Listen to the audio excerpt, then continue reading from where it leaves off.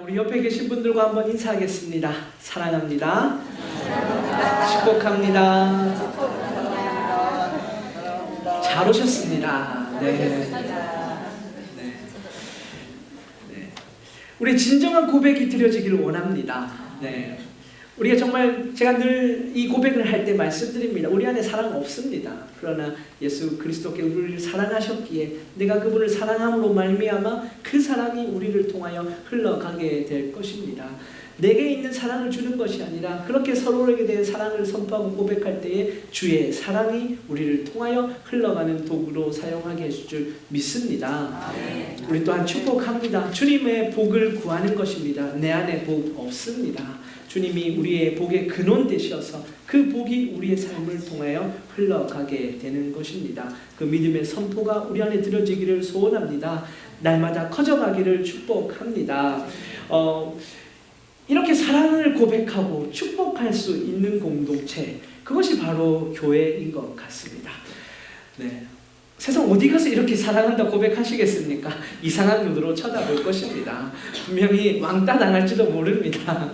네, 축복한다고 해서 우리 영어로는 그냥 God bless you 많이 이야기하죠. 그렇지만 이렇게 정말 진정한 하나님의 복을 구하며 서로를 축복할 수 있는 곳이 많지 않습니다. 하나님의 공동체이기 때문에 하나님께서 우리를 부르신 목적 자체가 그 하나님의 사랑을 경험하고 그 하나님의 사랑을 고백하고 그 하나님의 복을 누리고 그 하나님의 복의 통로가 되는 그 목적으로 우리를 부르셨기 때문에, 그것을 위하여 우리를 부르셨기 때문에 우리는 그것이 우리의 능력이 되어지고 우리 안에 고백하고 선포할 때에 그것을 통하여 하나님의 놀라우신 은혜가 흘러가게 된다는 것입니다. 믿으십니까?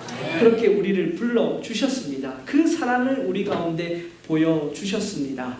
오늘 우리가 읽었던 13장의 말씀은요, 우리 너무나도 다 잘 아시는 말씀입니다. 예수님께서 제자들을 부르시고 발을 닦아 주십니다. 죽으시기 전에 이제 그 마지막을 준비하시며 제자들에게 본을 보이시고 섬김의 모습으로 낮아지심으로 어떻게 내가 죽을 것이라는 것을 말씀해 주시는 것이죠. 여러분, 오늘 읽었던 1절의 말씀을 보시면 유월절 전에 예수께서 자기가 세상을 떠나 아버지께로 돌아가실 때가 이른 줄 아시고 예수님은 알고 계셨습니다. 무엇을 알고 계셨습니까? 돌아갈 때를 알고 계셨다는 것이죠. 여러분, 때를 아는 것은 중요합니다. 주님과 교제함을 통하여 우리의 삶 속에 주께서 행하시는 그 일들을 깨달아 아시는 축복이 있기를 소원합니다. 때를 아시기를 원합니다. 멈춰야 할 때와 가야 할 때와 뒤를 돌아보아야 할 때, 그 모든 때를 알므로 주님과 동행하시는 여러분들의 삶 되시기를 소원합니다. 그렇게 예수님은 알고 계셨습니다. 그리고 세상에 있는 자기 사람들을 사랑하시되 끝까지 사랑하시느니라. 우리의 신앙생활이 이런 것 같습니다. 때를 아는 것과 끝까지 사랑하는 것 쉽지 않습니다. 네, 끝까지 사랑하는 것 쉽지 않습니다. 오늘 이 13장의 1절 초반을 통해서 그 때를 말씀해 주시고 그 끝까지 사랑하는 것을 어떻게 사랑을 표현하실 것인지를 보여주실 때에 세족식이라는 도구를 사용해 주십니다. 그런데 오늘 2절 말씀에 보시면 마귀가 벌써 시몬의 아들 가룟 유다의 마음에 예수를 팔려는 생각을 넣었더라. 그 가운데 배신자가 한 명 있는 것이죠. 그럼에도 불구하고 주님이 가룟 유다를 사랑하시지 않으셨을까요? 가룟 유다도 사랑해 주셨다는 것입니다. 끝까지 사랑해 주셨다는 것이죠. 그 제자들, 깨닫지 못하고 알지 못하는 그 제자들 또한 끝까지 사랑해 주셨습니다. 우리 또한 마찬가지입니다. 그 끝까지 사랑해 주심을 통하여 우리가 여기 있다는 것입니다. 믿으십니까? 그 사랑이 우리 안에 있음을 고백하며 그 사랑으로 우리가 사모님 공동체를 이루고 또한 가정 공동체를 이루며 나아갈 수 있다는 것입니다. 오늘 우리 그 말씀을 통해 보면요, 그 세족식, 이제 예수님께서 저녁 먹는 중에 아버지께로 모든 것을 자기 손에 맡기신 것, 그리고 또 자기가 하나님께로부터 오셨다가 하나님께로 돌아가실 것을 아시고 두 번 반복됩니다. 1절에서도 말씀하셨고 3절에서도 그 돌아가실 때가 이런 줄 아셨다는 것을 이야기하고 있습니다. 이제 주님, 우리가 그 가나안의 혼인잔치에서 보았던 예수님께서 마리아가 예수님께 표적을 구하고 이전 구했지만 내 때가 이르지 아니하였다라는 말씀을 통해 예수님께서 아직 그 하나님의 영광, 그 죽으심과 부활 가운데 나아갈 때가 아님을 말씀해 주셨습니다. 그러나 이제 그 때를 아신다는 것이죠. 이제 내가 곧 죽을 때가 다가올 것이다. 내가 하나님의 그 영광, 죽음과 부활이라는 그 영광 가운데 거하게 될 것이라는 것을 알고 그것을 제자들에게 보여주시기 위하여 이 세족식이라는 퍼포먼스를 진행하신다는 것이죠. 여러분에게 있어 세족식은 어떠한 의미로 찾아옵니까? 세족식 해보셨습니까? 네. 안 해보신 분들이 있으신 것 같은데요. 네. 세족식 해보셨어요? 네. 저도 세족식을 많이 해봤습니다. 제 기억에 남는 세족식은요, 제가 중등부 사역할 때, 네. 수련의 마지막 날 이제 세족식을 하였습니다. 제가 선생님들을 발을 씻어드리고, 그리고 선생님들이 아이들의 발을 씻어주고, 그리고 그들을 위해 축복하고 기도하고, 그렇게 우리가 서로를 섬기고 사랑하겠다라는 고백을 했었습니다. 또 기억에 남는 세족식이 하나 있습니다. 네, 얘기를 해도 될지 모르겠는데요. 네, 제 아내에게 프로포즈 할 때, 네. 저는 의미를 담아 했는데. 저는 세족식, 그러니까 제가 끝까지 섬기겠다, 끝까지 사랑하겠다. 네. 쉽지 않더라고요. 네.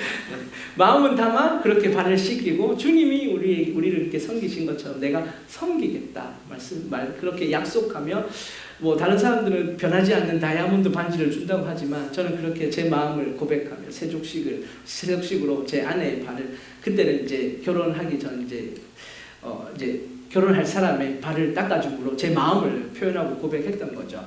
그렇게 드렸지만, 그렇게 고백했지만 우리 인간의 모습은요 참 연약합니다. 끝까지 가는 거 쉽지 않습니다. 요즘도 얼마나 구박을 많이 당하는지 모릅니다. 네, 말만 잘한다고 말만 잘한다고 그렇게 이야기합니다.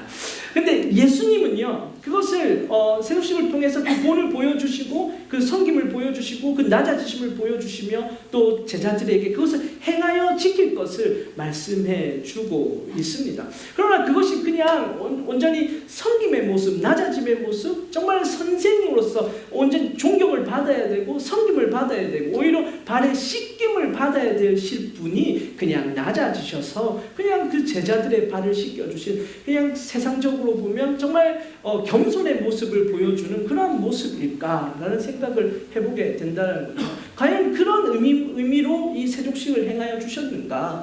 교회 안에서 그런 세족식을 할 때 우리의 겸손의 모습을 나타내기 위해 세족식을 하게 되는 경우가 있습니다. 그러나 오늘 주시는 이 말씀을 통해 우리가 세족식을 보게 되면요, 예수님이 제자들의 발을 닦아주시는 모습을 보게 되면 그것 이상의 주님의 죽으심과 부활에 대한 그것을 이 말씀 통해 우리 가운데 확실히 나타내주고 있다는 것입니다. 그 저녁 잡수시던 자리에서 일어나 주님께서 겉옷을 벗으십니다. 겉옷을 벗고 수건을 가져다가 허리에 두르시고는 대야에 물을 담아 제자들의 발을 씻기 시작하신다는 거죠. 씻기 시작하여서 이제 6절에 보시면 시몬 베드로에게까지 이릅니다. 여러분, 예수님 시대에 발을 씻겨준다는 것은 어떤 의미입니까? 여러분들 다 잘 알고 계시겠지만 그 당시에는 샌들 신고 다닙니다. 모래 흙바닥입니다. 조금만 돌아다니고 오면 발이 새카맣게 되죠. 그 발 만지고 싶으시겠습니까? 저도 제 발 그렇게 보면 만지고 싶지 않을 것 같습니다. 그래서 물에다 대고 이렇게, 그리고 비누 대고 그냥 발로 이렇게 그렇게 씻을 때도 있다는 거죠. 우리가 만지기 싫습니다. 그러나 그 구약 시대에는 그렇게 더러워진 발을 씻어주는 사람들이 있었습니다. 종이었고 가장 낮은 위치에 있는 사람들이 주인의 발을 씻어주고 손님의 발을 씻어주는 그런 풍습이 있었다는 거죠. 그렇기 때문에 그 집에는 늘 그 정결의식을 위한 대야가 준비되어 있고 물두덩이 준비되어 있었다는 겁니다. 그런데 오늘은 어떤 이유에 있는지 제자들이 발을 씻지 않았는지도 모르겠습니다. 씻었지만 행군인 건지도 모르겠습니다. 여러 성경학자들이 이 부분에 대해서 이야기를 합니다. 그러나 중요한 것은 예수님께서 옷을 벗으시고 씻겨주시기 시작하셨다라는 것이죠. 그런데 우리 이 씻겨주신 걸 너무 당연하게, 예수님은 우리가 잘 알고 있듯이 겸손하신 분이시니까, 섬기시는 분이시니까 인자가 온 것은 섬김을 받으려 함이 아니요 도리어 섬기기 위해 오셨다는 그 말씀 때문인지 너무 당연하게 받아들이는지 모르겠습니다. 여러분, 예수님이 발을 씻겨주는 게 그 당시에는 충격입니다. 그들에게 있어서는 이것은 놀랄 일입니다. 선생님이 어떻게 제자들의 발을 씻겨줍니까? 정말 체면 문화가 너무 이스라엘에게는 체면 문화가 깐깐했다는 거죠. 우리가 생각했던 체면보다 더 스트릭했었습니다. 그럼에도 불구하고 예수님께서 그들의 발을 씻겨주시는데 한 명도 그 누구도 제가 하겠습니다 나서는 사람이 없다는 거죠. 오늘 말씀을 보시면요, 예수님께서 누구와 먼저 시작했는지 모르겠지만 베드로에게까지 이르기까지 시작되는 발을 씻어주는 그 가운데 그 누구도 제가 씻겠습니다 나서는 사람이 없습니다. 제가 하겠습니다 나서는 사람이 없습니다. 그냥 예수님이 하시는 것을 그냥 당연히 받아들이고 있는 것이죠. 왜 그랬을까? 왜 그랬을까? 여러분, 눈치 게임이라는 게 있습니다. 요즘 예능 보면요, 숫자를 부르고 하나, 둘 이러면서 만약에 겹치는 숫자가 나오면 이제 아웃이 되는 거죠. 그렇게 이제 서로 눈치를 보는 겁니다. 얘가 숫자를 외치지 않을까? 내가 기다려야 되나? 일어서야 되나? 외쳐야 되나? 그것을 그런 게임이 있습니다. 그것을 통해서 이제 서로 이제 끝까지 남든지 끝까지 남든지 중간에 숫자를 외쳐서 빠져나오든지 그래야 게임을 이기게 되는 거죠. 우리는 이런 눈치 보는 거에 참 익숙합니다. 어디 가든지 자리를 이렇게 스캔을 하고 초대를 받아가면 내가 이 자리에 앉아도 되나? 저기 앉아도 되나? 내가 어떻게 할까? 우리는 그렇게 눈치 보게 됩니다. 저도 눈치를 많이 봤던 게 군대에서요. 참 눈치 많이 봤던 것 같습니다. 이제 쫄병으로 이제 군대 딱 들어가가지고 고참들이 막 불러놓고 놀리기 시작하는 거죠. 누가 나이가 많아 보이냐? 그리고 누가 잘생겼냐? 네. 누가 고참일 것 같냐? 이렇게 불러놓고 막 놀리기 시작합니다. 거기서 눈치 잘 봐야 됩니다. 만약에 짬밥이 높은 사람인데 제가 그 사람을 어리다고 병장인데 상병이라고 얘기하든지 아니면 누가 잘생겼나 했을 때 짬밥이 안 되는 사람을 잘생겼다고 얘기하든지 그러면 이제 군대 생활 꼬이기 시작하는 거죠. 그래, 네가 나를 그렇게 봤다 이거지? 이러면서 우리 이렇게 삶 속에 보면 눈치 많이 봅니다. 오늘 제자들의 모습이요, 그런 모습이 있다는 거죠. 눈치 보고 있습니다. 왜 눈치 봅니까? 말씀드렸듯이 발을 누가 씻기느냐가 자기의 위치를 결정하게 된다는 것입니다. 내가 발을 씻겨주면 그 제자들 무리 가운데에 제일 낮은 위치로 내려가게 된다는 거죠. 제자들은요, 예수님이 무엇을 위해 이 땅에 오셨는지 전혀 깨닫지 못하고 있었습니다. 제자들은요, 예수님께서 이 땅에 오셔서 하시고자 하는 일이 정치적인 권력자, 그리고 로마의 압제에서 이 이스라엘 백성을 구원낼 자, 그들을 물리칠 자, 그렇게 힘 있는 자, 권력자, 그렇게 생각하고 있었다는 거죠.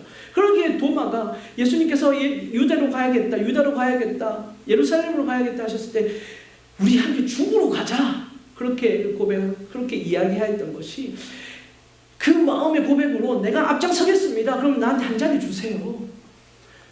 야고보와 요한은 어땠습니까? 그 어머니가 오른편에 우편에 앉혀달라고 청탁하는 모습 우리 보았지 않습니까? 그렇게 그들은 높은 위치에 올라가려고만 생각하고 있었다는 것입니다. 그런데 누가 발을 씻겨주면 시작하는 그 순간에 내가 발을 씻겨주면 내가 쟤보다 낮아지는데, 내가 밑에 내려가는데, 그럼 내가 누려야 할 것은 이제 예수님이 6월절이 다가오고 예루살렘에 오셔서 이제 보니까 영광스러운 자리로 가실 거라고 이야기하시는데 과연 그때 내가 밑바닥에 있으면 안 되지. 눈치 보고 있는 것입니다. 그렇게 눈치 보고 있는 것이죠. 예수님이 모두의 발을 닦으시는 동안 그 누구도 나서서 제가 닦겠습니다 하는 사람이 없더라는 거죠. 그렇게 그들은 예수님의 오심을 잘못 알고 있었다는 것입니다. 그래서 시몬 베드로가 이르시니 가로되 주여, 주께서 내 발을 씻기나이까. 어떻게 주님이 내 발을 씻깁니까? 발을 씻겨주는 사람은 천한 사람이고 낮은 사람인데 주님이 어떻게 내 발을 씻기십니까? 예수님께서 말씀하십니다. 대답하여 가라사대 내가 하는 것을 내가 일제는 알지 못하나 이후에는 알리라. 오늘 말씀을 보면요, 예수님과 베드로의 대화들이 이어집니다. 예수님께서 말없이 그들의 발을 닦아주시고 베드로가 나서서 주님 어떻게 내 발 닦아주십니까? 너가 알지 못한다. 내 발 절대로 씻지 못하십니다. 예수께서 대답하시되 내가 너를 씻기지 아니하면 내가 나와 상관이 없느니라. 주여 그렇다면 내 머리와 손도 발도 내 머리와 손도 머리도 씻겨 주옵소서. 이미 모욕한 자는 발밖에 씻을 필요가 없다. 이렇게 주님의 대화를 이어나가고 있으신 거죠.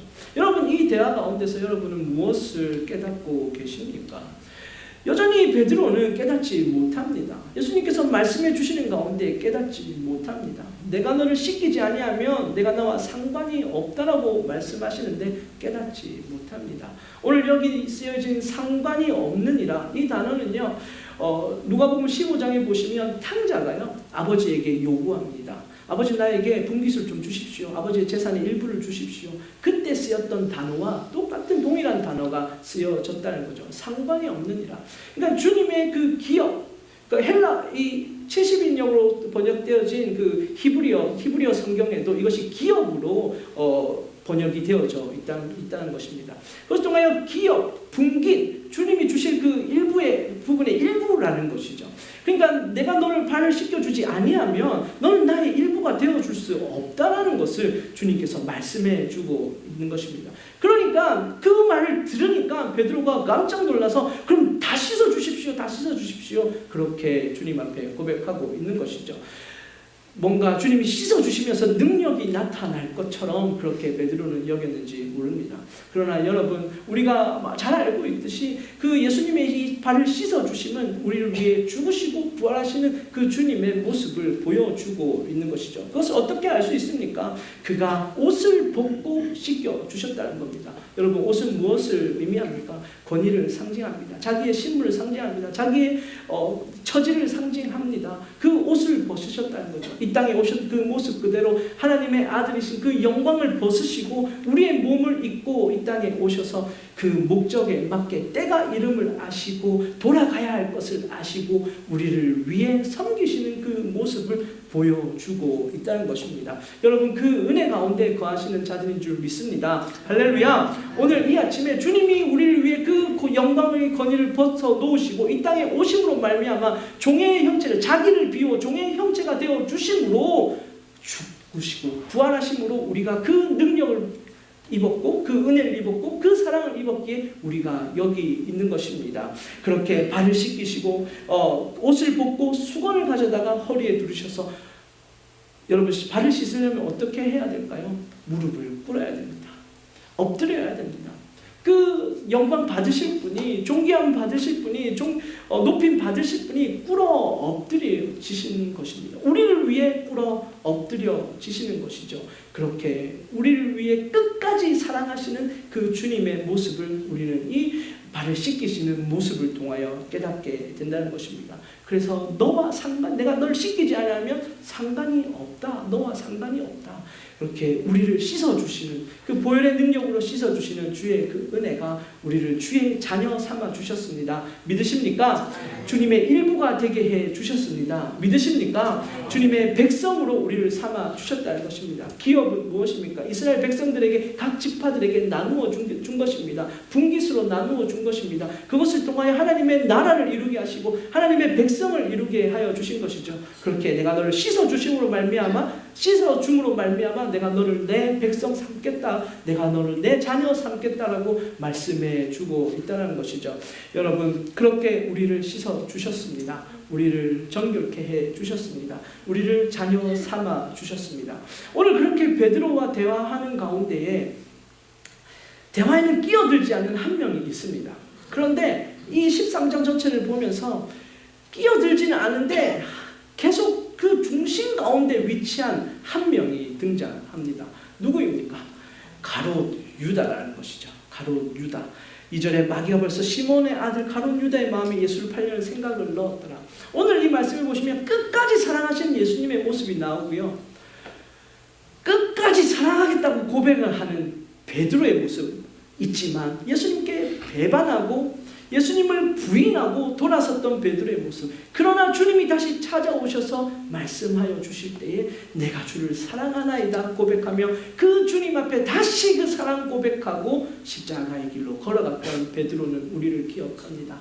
오늘 그러나 이 유다, 가룟 유다는요, 그 주님의 끝까지 사랑해 주심을 거절하고 사랑한다고 고백하였지만, 사랑한다고 따라갔지만 그 사랑을 거절하고 죽음의 길로 가는 모습을 보게 된다는 거죠.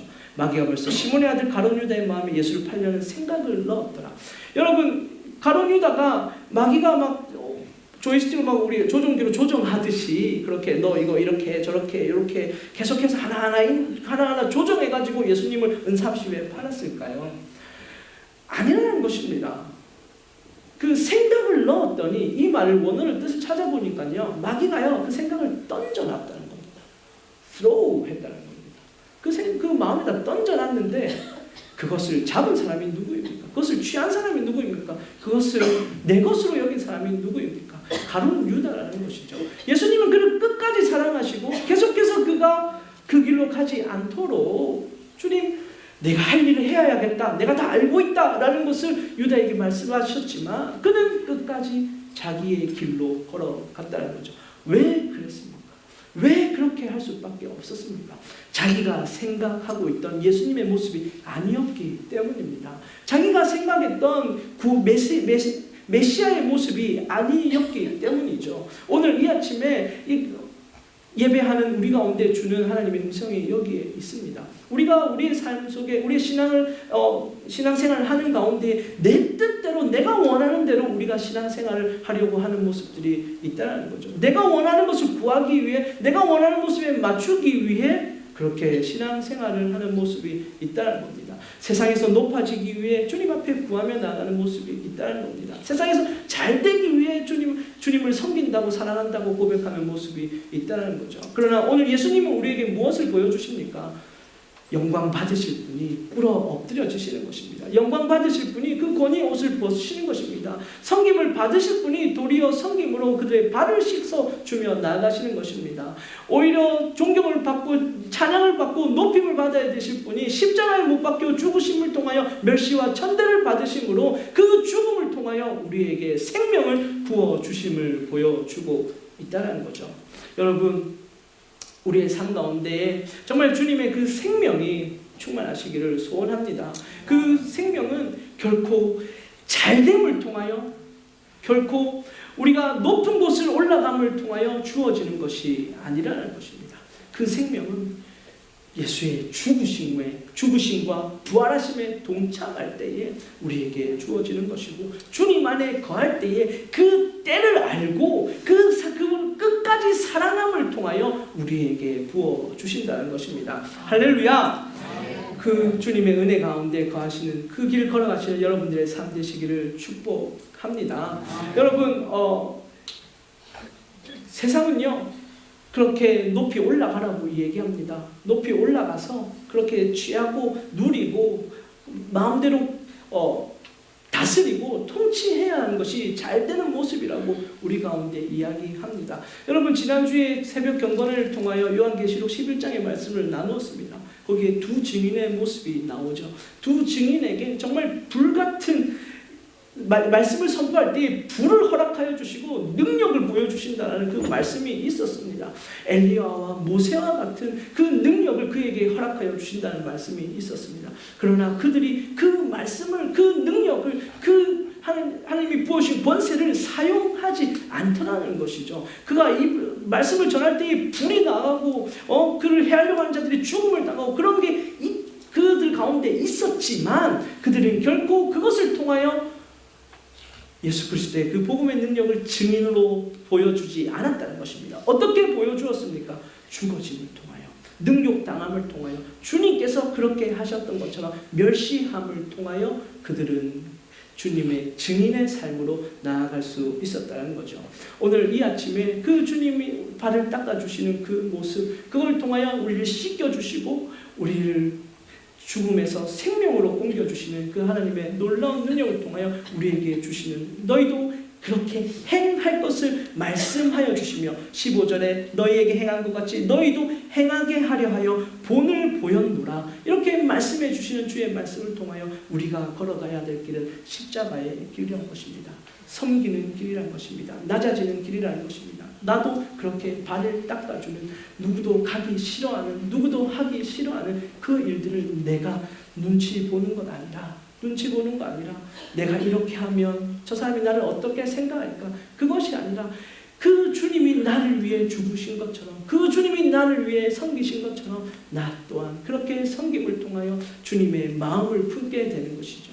주님의 생명을 흘려보내는 통로로서 쓰임받게 될 줄 믿습니다. 오늘 이 아침 그 놀라운 능력이 우리 가운데 임하여 주시기를 축복합니다. 내가 원하는 것 이루기 위하여 우리 신앙생활 하는 것 아닙니다. 필립 얀시라는 영성학자가요,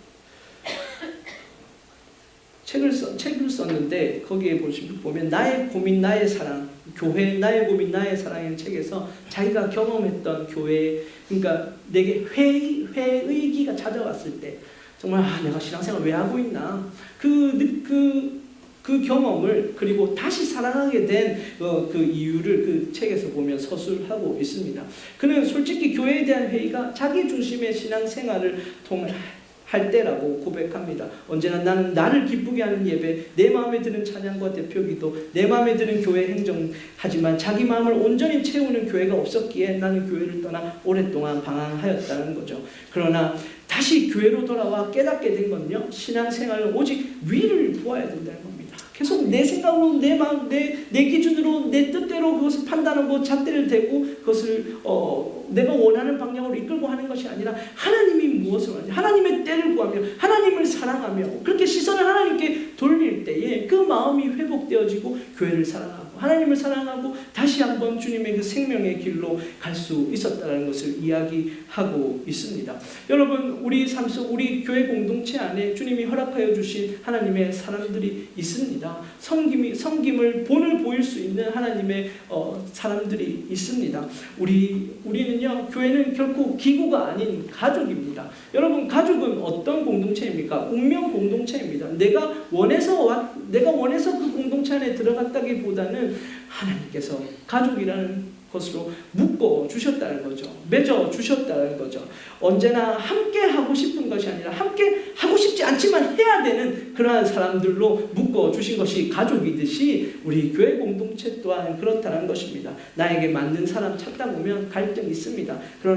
그리고 갈등 생길 때 사람 중심으로 모이다 보면 분열이 일어나게 된다는 거죠. 그러나 우리가 가족이라는 것을 늘 생각하고 서로 맞지 않아도 함께 살아야 할 공동체가 가족임을 인식할 때 그 갈등은 해결되어질 것입니다. 그렇게 주님께서 끝까지 사랑하시며 그 제자들을 발을 씻겨 주신 것처럼 그렇게 우리가 서로를 향해 낮아지고 섬기고 서로를 향해 겸손함으로 내가 죽어짐을 통하여 다른 누군가가 세워지고 살아날 수 있다는 것을 우리의 삶을 통해 경험하시기를 축복합니다. 예수님은 알고 계셨습니다. 그가 무엇을 해야 되는지 분명히 알고 계셨습니다. 그리고 믿고 계셨습니다. 이 죽음을 통하여 주님께서 부활하실 것이라는 것을 우리의 삶을 통해 깨달으시는 축복이 있기를 원합니다. 그러한 믿음 가운데 우리의 삶을 새롭게 하시고 변하실 것이라는 것을 믿는 믿음 가운데에 주님 앞에 나아가시기를 축복합니다.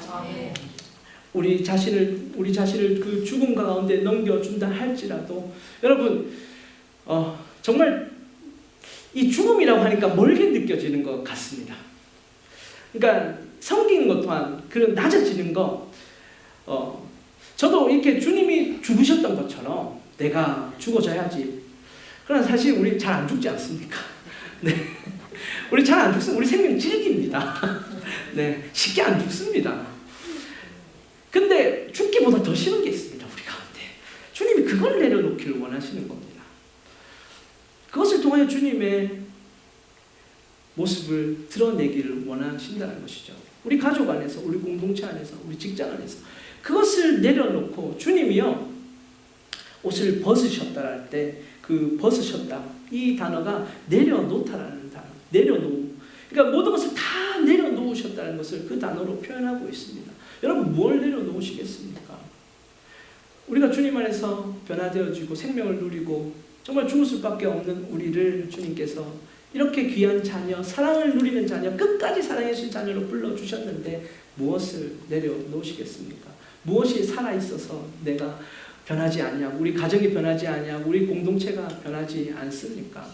오늘 이 아침에 깨어지시기를 축복합니다. 내려놓기를 축복합니다. 주님의 모습 안에서 그렇게 나를 사랑해 주신 주님, 가룟 유다도, 그 가룟 유다도 사실은 우리의 모습입니다.